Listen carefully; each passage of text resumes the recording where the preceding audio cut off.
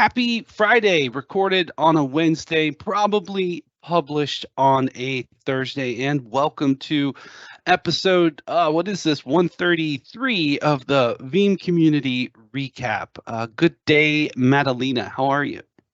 Hi, Rick. I'm doing well. Thank you. I'm just keeping myself super busy with a lot of community projects that we are working on. I'm pretty sure our community, like the Veeam 100 members and the VUG leaders, are super happy because our Slug uh, pop-up shop is open finally. So this is great news for them. And then we are very close to start our project that I've been excited and talk about a lot, the Veeam 100 show. So the first episode is going to be in October. I'm not getting into details because I will get into details closer to the date, which is going to be probably the end of 2 weeks, maybe, or the end of September. So pretty excited about that. But how about you? I can see you are traveling again in a hotel room. Tell us Oh, about that. yes. Yeah, we in Boston for a partner event that happened yesterday. Leaving this morning soon after this. That's why I moved it up an hour. Thank you for taking the time change on that. But yeah, I'm really excited for that Veeam 100 show. And it's really hilarious. I'll just tell everybody the opening look and the visuals are going to be really cool. I just leave it there because we got put some work into that, and it's really cool. And the members are super excited for that too. So I'm excited for that. And we've been working on this. I've always said, Maddie, I'd rather have it right than get it out right now. Yes, we That's were supposed yeah, to start it like in June, but as you yeah, can see, almost September now, and we are still kind of working on that, but I'm pretty sure it's going to be great. yeah. Um, in the meantime, I got a few other ideas on how to promote that. So yeah, like my mind never stops as you know it. As yes, and everyone, this woman, she is fanatical, and I'm so lucky that she's looking after community because she does it way better than me. Oh no, we're not doing this yet, but don't let me forget who's new there, Maddie. Don't let me forget that. Let's do that at the end. Yes. All right. Well, I'm on one screen today, so I told everybody. I told her I'm like it's a little janky, but we'll get it. All right. First up is Sir Michael Paul. Welcome back. 20 badges. 21. That's nice. Wow. Topic about the performance of pending impact of pending tasks. I love these types of like detail posts, and what's caught your eye on this one, Maddie? So yeah, really great post, and I really like the conversation. If you're just gonna go later on the engagement there, there's a nice conversation, and Derek says like, definitely you have more time than I do. I don't think Michael has more time actually with a new No. baby and everything, but this is a great post, and thank you for running this test. Basically, he's doing some tests and give us a perspective on what Veeam has to do when creating and maintaining multiple simultaneous backup jobs versus backup job chains, which can help us create optimized backup schedules in order to get the most out of the environment. And he's gathering the data in this easy to follow table. Shane agreed on that with me and really love that. And I also love all that engagement, as I said, that this article generated. He also mentions that if he had to explore this subject further, he'd add extra values for 5, 25, 30, 40, and 50 simultaneous versus sequential backup jobs. So let's see if Michael is going to do that. I challenge him to do that and what results he gets in there. But what is your opinion on that, Rick?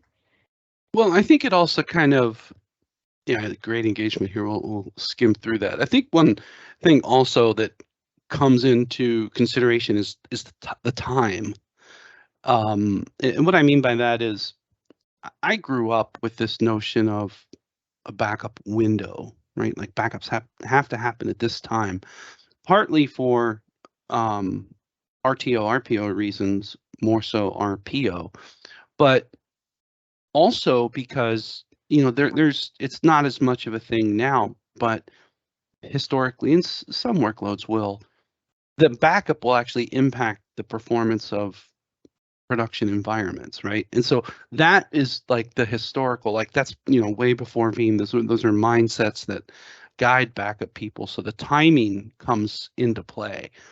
But I will tell you that the way we roll in our lab, we run on the sequentials, right? And like the product strategy lab, the one that we all use, we're kind of like we're like this type of configuration right here. We have about 20 sequential jobs. So it runs long versus simultaneously as such. But the one interesting difference here is that our lab, I did that intentionally because, and I actually, job 1 starts and then job 2, job 3, do you get those emails every night, Maddie, that from our lab? I think you do. Or maybe I you don't don't. think I'm I not do. sure. I don't. I don't, but I should get those. I'm not sure, but I'll let you at least see them because I thought I put the whole distribution list on it, but then people would have complained like I don't want to see it. But the main reason I did that, and this is back to sometimes the design of a different environment, our lab that we use, which is our production environment, it's a legit enterprise class hardware environment. It's a completely virtual Veeam deployment, and so if it got boosted and busier, it might kind of make VMware and Hyper-V kind of skew around the workloads a little bit. If I had a physical only workload, I do have a physical backup target outside of the virtual environment that might, absorb the slightly. And it's honestly not that much more now that I see it, right? It's just a little bit more versus, right here, right? So it's a lot to unpack, but this is a really, really cool post, and I'd love to see it scale up, Michael Paul, if you have it. Yeah, probably he would. Yeah, this is maybe good he stuff. would next post he would share it with us. I also like where he comes up with these little funky graphics. That's kind of cool. Oh yeah, they look really, really good, and they are like very Veeamy colors as well. So I really like it. Anyways, thank you so much for sharing, Michael Paul. All right, next up is, I don't know if I've called Tyler's name on the recap. He might be a new one, but Tyler has this kind of realization that he came to, that we can't take the mindset, if it's not broken, don't fix it. And I have to agree with this.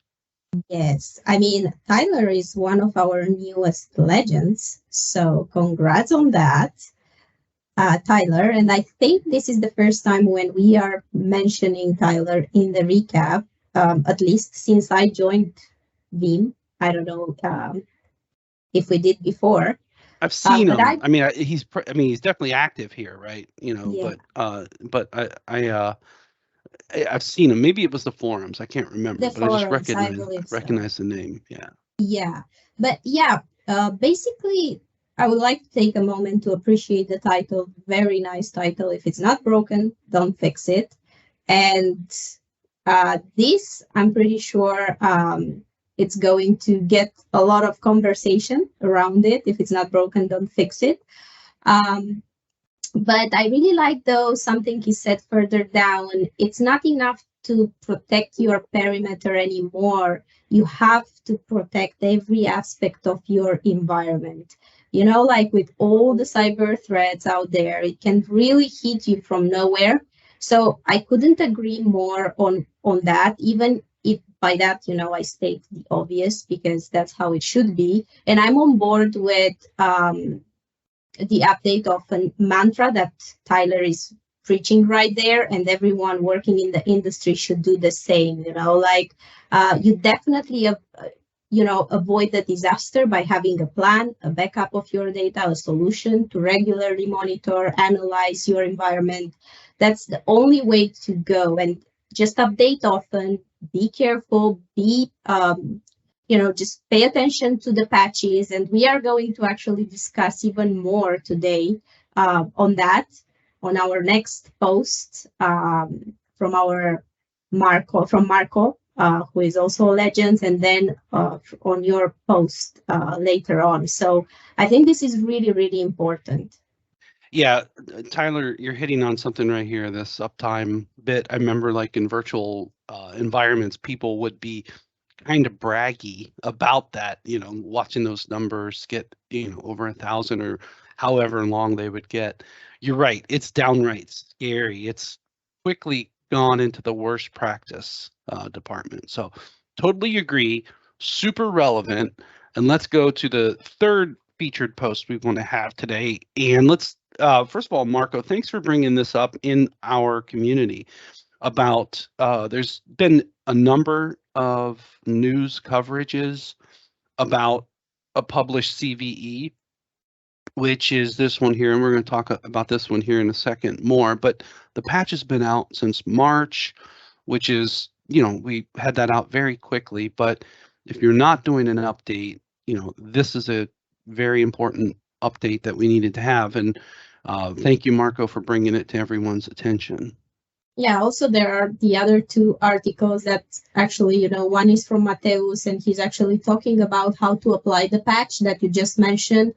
And also the other one is from Marco himself. And that was a really, really good checklist, how to harden your environment and how to harden your Veeam 12 server. So I do remember we discussed it in one of our recaps, but it's great to mention it again. I would always mention it because it has like really valid points, always applicable. And yeah, if you didn't have the chance to read it, just go over it. And now we're going to go and discuss it even more in detail about this CVE on your post. But yeah, thank you, Marco, for sharing it with us. Yeah, and also this post right here from Mateus is pretty good too. So this is how you do it, right? Patching Veeam is very easy, but he's at least walking you through it. So thank you, Marco, and a hat tip there to Mateus. And I love it. Yeah, 5 months ago, right? This is not new. This has been patched for a long time. All right, and then so there's been some additional coverage in the press and news sites about this, and so we decided to right at the top of the community hub, we wanted to have this resource right here, sticky on the top. But I put up a post yesterday where I just kind of am reiterating it to the market that this update we need to have installed, and this is for 11 and 12, by the way. So definitely check out this post, but here's the thing. We've covered it on the recap. Customers got an email. It's in the upgrade center. It's actually even in enterprise or Veeam Intelligent Diagnostics, right? So, in the console of Veeam 1, there's an alarm that is indicating that this needs to be updated. And actually, one step further, you'll see here that the previous one, right, was also highlighted. So it's like it's very visible that this update needs to be out there. We've got the knowledge base articles, we've got the different patches available, but I also recommend, and this is an important thing. One of the things, Maddie, sometimes when we do the recap in special department news, I'll put a KB in, right? Absolutely, yeah. We are discussing that every time we have some important KB. Right, and I don't necessarily go look and sort and go and get that information. What I do, and I recommend everybody do this, is if we've got a link right here, but you can sign up and get all KP articles or only security updates, right? And just get a weekly, I think it's Tuesdays, midday, New York time. You'll get a summary report of all updated KBs. And there's not a lot. It's not a long email. I mean, maybe there's 3 or 4 or 5, like this week there was updates to the plugins for 2 of our integrated storage systems, for example, right? And if I use that, I'd want to know. But I'll quickly pull some of those updates that need to be relayed. We cover them on the recap, but highly recommend everyone get that to you as well. And then here's the specific, remediation for that. Let's go look at that KV as well, that for this CVE. And basically, it just points you to the 2 patches, right, for V11A and for 12. So we've made it available.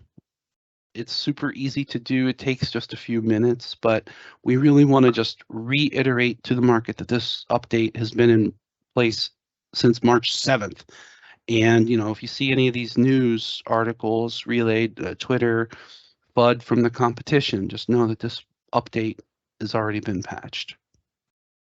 Yes, exactly. I mean, if you watch our recap, you would know it since March for sure. If you are subscribed and if you go into access the page that Rick just mentioned, you would know it that it's been there since March. So, I'm pretty sure people that are using Veeam, they know about it. It's just like maybe people that are not that much into it, they're going to be like, hey, this company is not doing their thing, but we are.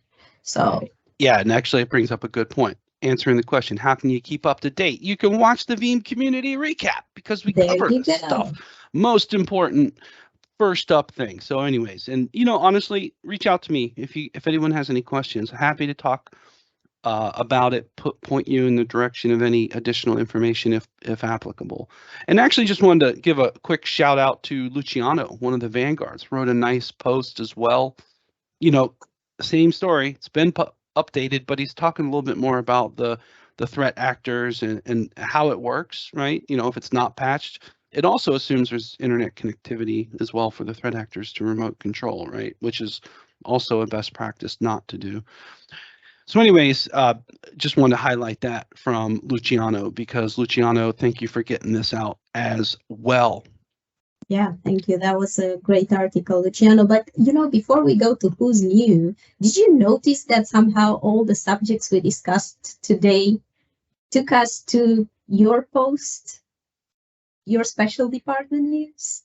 Interesting, right? Yes. Connected, it flow into it. Yes, it had a good connection there. And yeah, so it's like she plans this content, friends. I'm telling you, she gives this a lot of thought. I mean it. She does all the work. All right, so fresh from Safiomo, we are going to go into who's new. Good solid week this week, plus 82. I think people are coming back from vacation, yeah, right? Yeah, There's a bunch of funny ones in here. I actually think this is hilarious. Test, that's funny. There's let's see, it's like Brad Shaver. That name sounds so familiar. Oh, look at that. Talking brewery, talking beer. I like that. But anyways, welcome everyone. Plus 82. We have 6. I added one in the coolest usernames department. I'm Fandango. Oh, brewery made the cut. All right, good. Safiomo's in my mind there. Mona Lisa 09. Pat. Oh, there was one more. Oh, I had one that didn't stick. I wanted to also highlight IT tech guy. I thought, come on, you're speaking to the heart here. So it's not on there, but IT tech guy, you're on the list as well. And the Alfred's pick for the week, drum roll, is that one guy. Just that one guy. Who is that one guy? I love that. That's hilarious. Welcome everyone. You have a badge coming your way. That one guy. So great stuff this week. Thank you so much, Maddie. Absolutely, Rick. I hope you enjoyed the time in Boston. It's nice weather. Great. Yeah, it was beautiful. We were on the waterfront last night, and it was nice. It was great. And then, what are we going to do for next week? I'm going to be in Colombia and Mexico. Ooh. Oh my. We'll have to sort it out. On that today, or? Well, the time we usually record, I think I can do it. I might move it, but I don't know. We'll figure that out. It's no joke, friends. We don't really plan that far up. It just the middle of the week happens and we get on it. But I am going to be in Latin America next week, so let's see how it goes. We'll see. We'll find a way. We always do. All right. Well, hey, Maddie, thank you so much for preparing the content as always, and Safiomo, thanks for rocking out the Who's New. We will figure out something for next week, and until then, everyone, have a great weekend.